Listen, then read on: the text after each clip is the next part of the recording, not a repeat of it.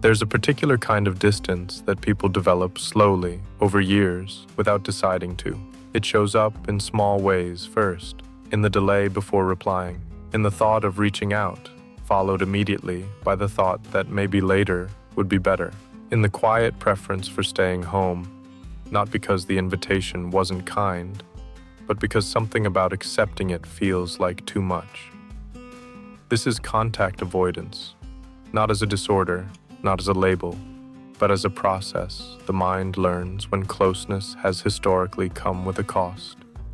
It begins as emotional withdrawal, a slight stepping back that feels protective, and for a time, it is. The mind notices that distance reduces overwhelm, that hesitation prevents disappointment, that silence avoids misunderstanding, and so it begins to choose these things more often. Over time, this begins to change how the mind relates to closeness. What once felt like a decision, to not call, to not show up, to not follow through, starts to feel automatic. The psychological defense that was once useful becomes the default, and the person who once wanted connection begins to structure their life around its absence, not because they don't care, but because caring became too difficult to hold without breaking something inside. There's a particular exhaustion that comes with relational anxiety, not the kind that announces itself loudly, but the kind that lives quietly beneath the surface, making every interaction feel like it requires more than what's available. The thought of being seen, the thought of being misunderstood, the thought of offering something and having it returned differently than expected. And so the mind begins to ration, to delay, to soften, to withdraw just enough to stay regulated. What looks like distance often starts as protection. The person who stops texting back isn't necessarily uninterested. They may simply be someone whose nervous system learned that engagement leads to depletion. The person who cancels plans repeatedly isn't necessarily flaky. They may be someone whose body learned that showing up requires more energy than they know how to recover. Avoidance, in this sense, is not the absence of desire. It's the presence of something older, a memory the body holds about what connection once required. And the strange thing is, the more the mind practices avoidance, the more real it becomes. What began as a strategy to manage overwhelm becomes the thing that generates it. The thought of reaching out after weeks of silence feels heavier than the silence itself. The idea of re-entering a relationship that was allowed to drift feels more complicated than simply letting it go. Eventually, avoidance stops feeling like a choice. It becomes the shape of the day, the rhythm of the week, the unspoken architecture of a life that has been quietly organized around minimizing the need to be vulnerable. And there's a kind of grief in that, not the loud, obvious kind, but the kind that lives in the background, in the awareness that connection is still wanted, still needed, even as the mind continues to move away from it. Because the person who avoids contact is not someone who doesn't value closeness. They are often someone who values it deeply, so deeply that the potential for loss, misunderstanding, or disappointment feels unbearable.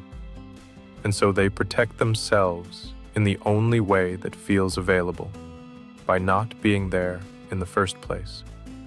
Over time, this begins to shape identity itself. The person who once thought of themselves as social begins to think of themselves as solitary. The person who once felt excited by connection begins to feel drained by it, not because they changed in some essential way, but because the mind adapted to the conditions it was given, and those conditions taught it that closeness requires too much. What's difficult about this kind of avoidance is that it doesn't present itself as a problem. It presents itself as a preference, as introversion, as needing space, as being independent. And sometimes, That's exactly what it is. But sometimes it's something else.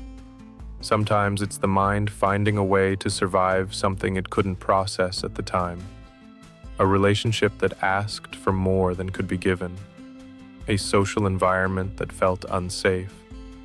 A developmental period where connection meant criticism, or where vulnerability meant exposure.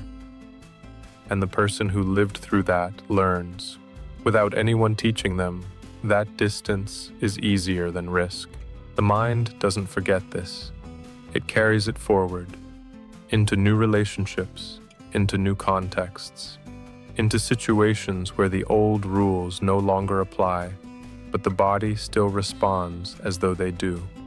And so the pattern continues, not because the person wants it to, but because the system that was built to protect them doesn't know how to turn itself off. There's a particular loneliness that comes with this kind of avoidance. Not the loneliness of being alone, but the loneliness of being surrounded by potential connection and feeling unable to reach for it. Of knowing that the distance is self-imposed and still not knowing how to close it. Of wanting closeness and fearing it in the same breath. And the mind, in its attempt to make sense of this, often tells a story. A story about not needing people, about being fine on one's own, about preferring solitude. And sometimes that story is true, but sometimes it's the only story that makes the avoidance bearable.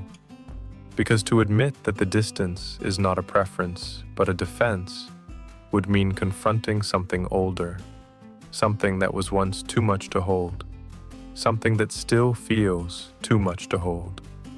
And so the mind continues to choose distance.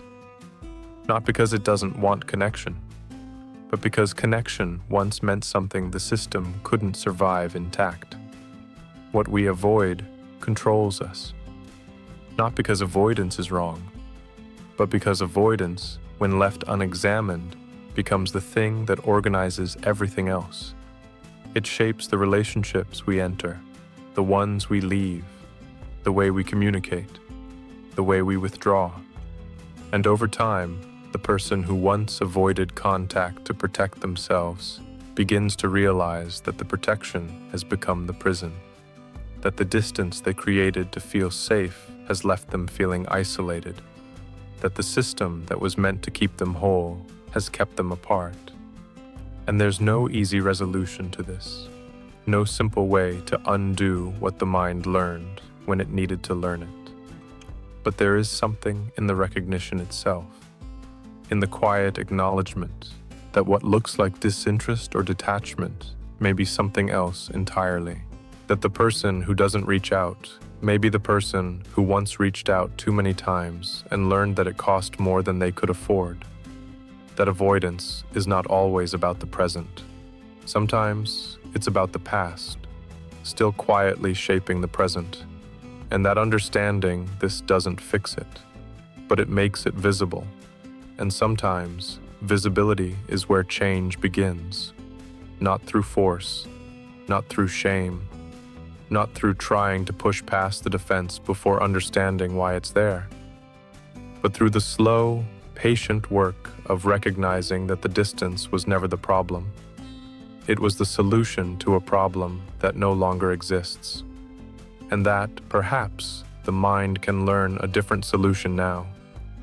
One that allows for closeness without collapse, for connection without cost, for presence without the need to disappear, not all at once, not perfectly, not without difficulty, but slowly, carefully, in the way that trust is rebuilt, not through declarations, but through small, repeated experiences of safety. And in that slow rebuilding, something begins to shift. Not the avoidance itself, necessarily, but the relationship to it, the awareness that it exists, that it has a history, that it made sense once, even if it no longer serves, and that awareness, quiet as it is, begins to create space. Space where contact becomes possible again, not inevitable, not easy, but possible. And sometimes, that's enough.